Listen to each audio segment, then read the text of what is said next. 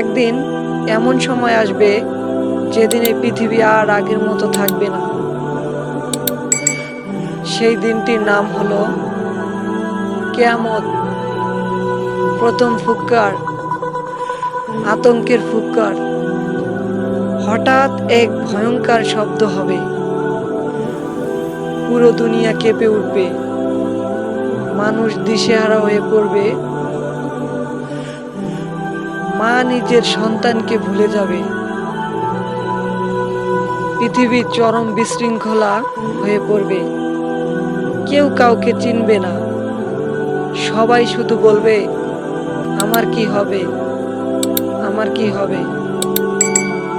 ভয় আর আতঙ্কে ভরে যাবে পুরো দুনিয়া।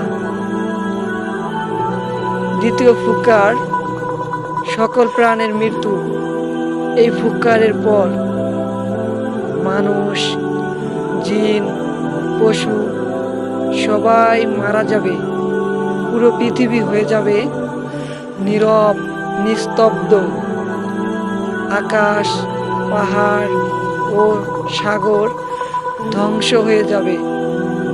পাহাড় তুলোর মতো উড়তে উড়তে শেষ হয়ে যাবে। সাগর আগুনে পরিণত হবে। আকাশ ফেটে চুরমার হয়ে যাবে। তৃতীয় ফুৎকার, পুনরুত্থান। আবার ফুৎকার দেওয়া হবে। কবর থেকে সবাই উঠে দাঁড়াবে, নগ্ন ভীত হতবাক। সবাই হতবাক হয়ে যাবে। কিয়ামতের সেই দিনটা দেখে সবাই ভয়ে কাঁপতে থাকবে। হাসরের ময়দানে সমবেত হওয়া, হাসরের ময়দানে সমবেত হওয়া সব মানুষ এক ময়দানে জড়ো হবে। সূর্য মাথার কাছে আসবে, গরমে পুড়ে ছারখার হয়ে যাবে মানুষ। ঘাম হাঁটু ছড়িয়ে যাবে। সেই দিনটা আমাদের জন্য কি হবে?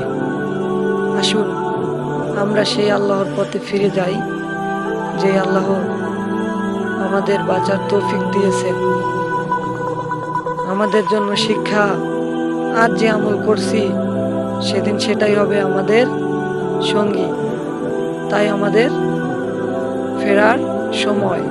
চলুন আমরা আল্লাহর পথে ফিরে যাই, আল্লাহর কায়েম করি, নামাজ পড়ি।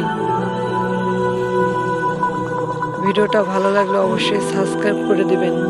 আসসালামু আলাইকুম রহমতুল্লাহ।